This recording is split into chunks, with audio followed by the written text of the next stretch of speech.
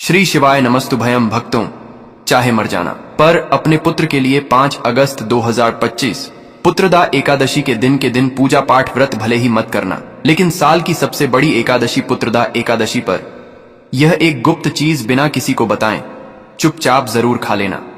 खाने मात्र से ही आपके जीवन में चल रही समस्त परेशानियों से छुटकारा मिल जाएगा। आपके जीवन में जो भी समस्याएं चल रही हैं, धन को लेकर या फिर किसी कारोबार को लेकर, वह हमेशा के लिए समाप्त हो जाएंगे और आपके घर में श्री हरि विष्णु की कृपा से इतनी धन दौलत आएगी, इसे संभाल नहीं पाओगे। आने वाली 7 पूछते भी बैठे बैठे खाएंगे, पीढ़ी दर पीढ़ी करेंगे। रूपों पैसों पर राज बैंक बैलेंस बढ़ता चला जाएगा, वह कभी खत्म होने का नाम नहीं लेगा।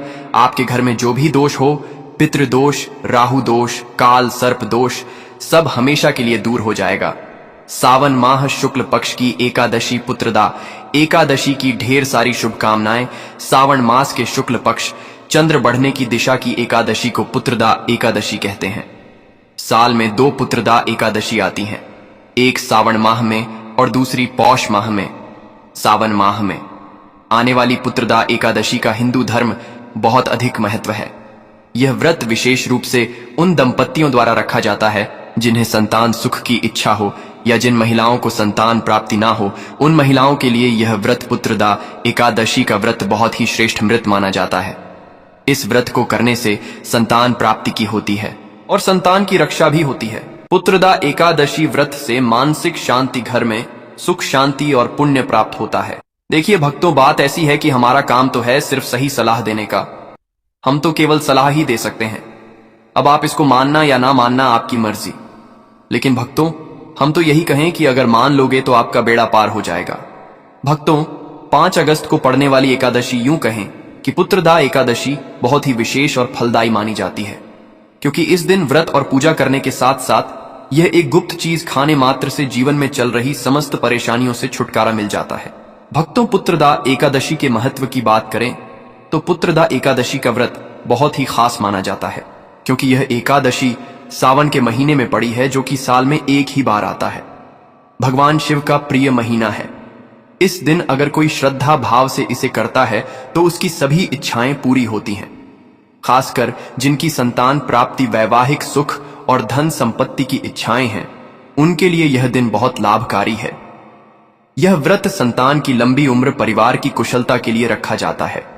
इस व्रत से व्यक्ति अपने जीवन के पापों से भी मुक्ति पा सकता है। ठीक उसी तरह पुत्रदा एकादशी के दिन यह चीज खाने से जीवन में सुख शांति और समृद्धि आती है और आपकी समस्त मनोकामना पूर्ण होती है। वैसे तो पुत्रदा एकादशी का व्रत निर्जला रखा जाता है, लेकिन अगर आप 5 अगस्त 2025 पुत्रदा एकादशी की रात एक विशेष चीज खा लेते हैं तो आपके घर में धन संपदा इतनी बढ़ जाएगी कि वह कभी समाप्त नहीं होगी। यह उपाय बहुत ही सरल और चमत्कारी है, जिसे अपने जीवन में जरूर लागू करना चाहिए। भक्तों, पूज्य गुरु जी ने अभी अभी अपनी विष्णु सहस्त्र नाम की कथा में बताया कि आने वाली 5 अगस्त 2025 पुत्रदा एकादशी के दिन जिन लोगों के घर में खाई या बनाई जाती है, यह 3 चीज उसके घर में पूरे साल होती है। धन दौलत की वर्षा। जी हां दोस्तों, ये इस बार की पुत्रदा एकादशी पूरे के पूरे 144 वर्षों के बाद दुर्लभ सहयोग में पड़ने जा रही है। तो ऐसे में इस एकादशी का महत्व हिंदू धर्म के लोगों के लिए और भी बढ़ जाता है। और पूज्य गुरु जी ने कहा है कि पुत्रदा एकादशी के दिन भले ही पूजा पाठ ध्यान करना ना करना, लेकिन यह एक गुप्त चीज जरूर खा लेना। भगवान विष्णु जी और माता लक्ष्मी जी के आशीर्वाद से आपके घर में इतना पैसा आएगा कि संभाल नहीं पाओगे। साथ ही दोस्तों, हम आपको इस वीडियो में यह भी बताएंगे कि चाहे कुछ भी हो जाए, लेकिन पुत्रदा एकादशी पर ऐसा खाना घर में भूलकर भी मत बनाना और ना ही उसे खाना। पूरा घर परिवार पर संकट आ सकता है। साथ ही भक्तों, इस वीडियो में जानिए पुत्रदा एकादशी पर ऐसा क्या खाना चाहिए जिससे कि आपके जीवन में भगवान विष्णु की कृपा प्राप्त हो। साथ ही दोस्तों, इस वीडियो में हम आपको यह भी बताएंगे कि पुत्रदा एकादशी पर भूलकर भी यह 5 काम कभी मत करना, नहीं तो कंगाल होते देर नहीं लगेगी। पुत्रदा एकादशी पर आपको यह 5 काम कभी नहीं करने चाहिए।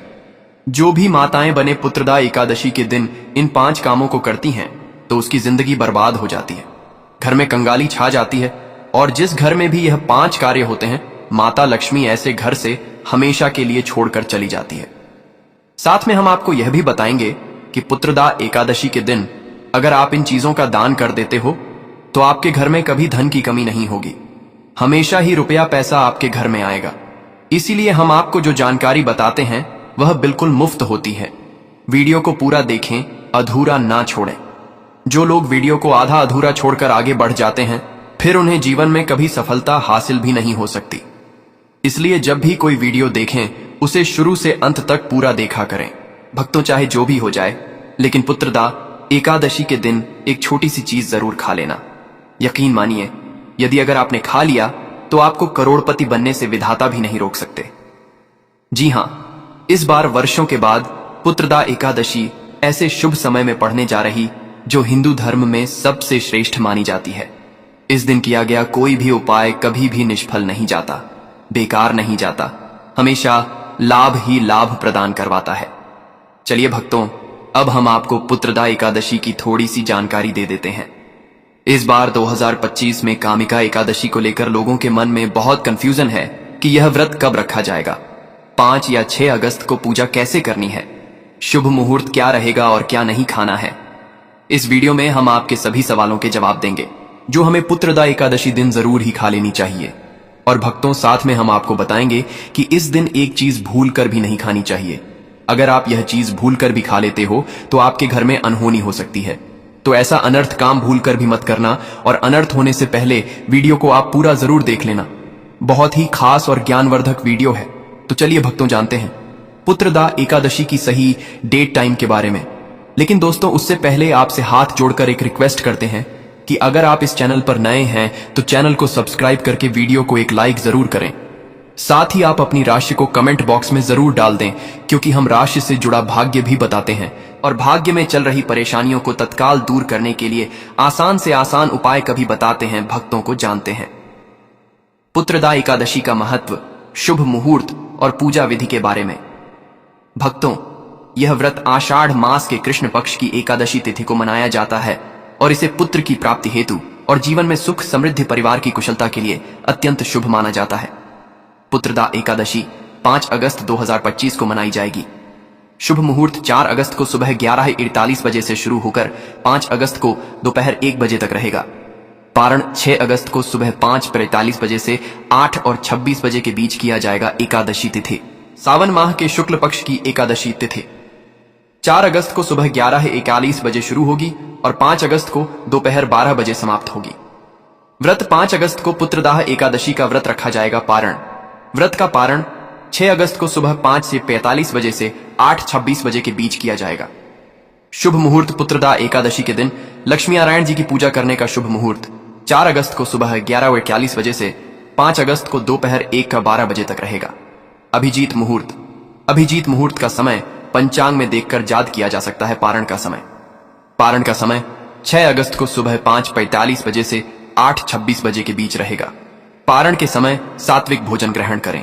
पारण के बाद गरीबों और ब्राह्मणों को दान दक्षिणा अवश्य दें। चलिए अब हम आपको बता देते हैं कि पुत्रदा एकादशी के दिन हमें पूजा कैसे करनी है, पूजा के नियम क्या है।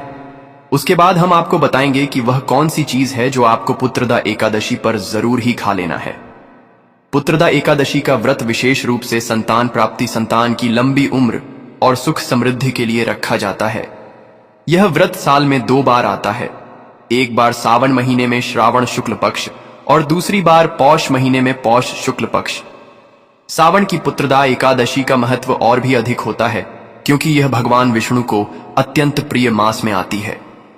व्रत की पूर्व तैयारी कैसे करें? सबसे पहले व्रत का संकल्प करें। एक दिन पहले दशमी तिथि की रात सात्विक भोजन करें और भगवान विष्णु का ध्यान करके व्रत का संकल्प लें। उसके बाद स्वच्छ जल से स्नान कर लें। प्रातः जल्दी उठकर स्नान करें। घर या पूजा स्थान को स्वच्छ करें। पूजा विधि घर पर पूजन स्थान की तैयारी, पूजा स्थान को साफ करें। एक लकड़ी की चौकी पर पीला कपड़ा बिछाएं। भगवान विष्णु की प्रतिमा या चित्र स्थापित करें। पास में कलश रखें जिसमें गंगा जल, साफ जल है।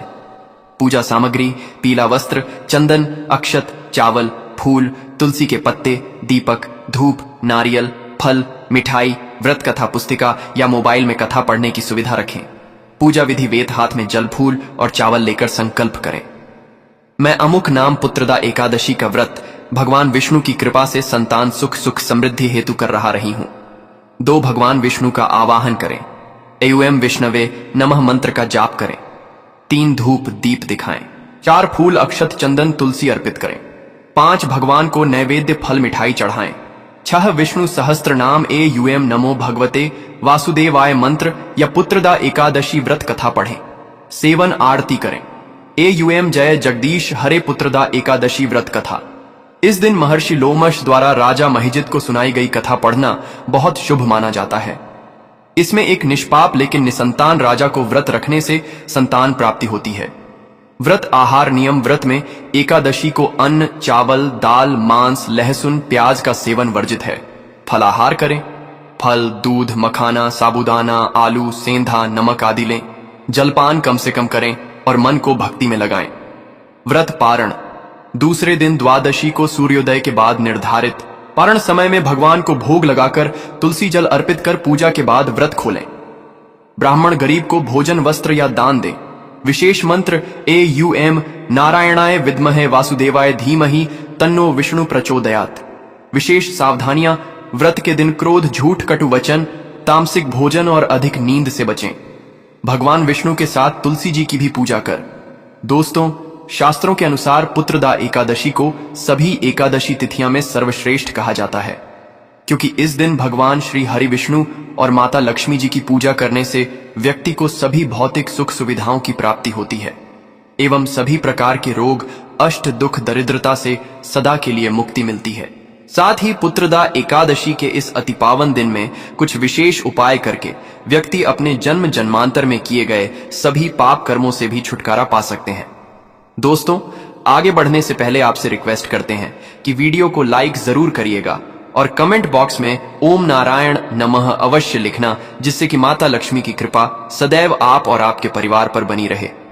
तो दोस्तों, अब जानते हैं पुत्रदा एकादशी पर ऐसे जो आपको जरूर आपकी जीवन में सभी चीज आपके मन मुताबिक हो, आपके अनुकूल हो, पुत्र की प्राप्ति हो, संतान का मंगल हो, संतान के जीवन में कभी कोई परेशानी ना आए। इसीलिए हर एक माता पिता को इसे एक विशेष चीज का सेवन पुत्रदा एकादशी के दिन जरूर कर लेना चाहिए। साथ ही कुछ ऐसी चीज भी हैं जो आपके घर में पुत्रदा एकादशी पर भूलकर भी नहीं बननी चाहिए। उनके बारे में दोस्तों की पुत्रदा एकादशी की पूजा और प्रसाद में आप अंगूर अवश्य लेकर आए, क्योंकि अंगूर माता लक्ष्मी जी को बेहद प्रिय है और भगवान श्री हरि विष्णु जी को 5 प्रकार के फल, जिसमें केला, अंगूर, आम, पपीता, नारियल शामिल है, अर्पित करने चाहिए।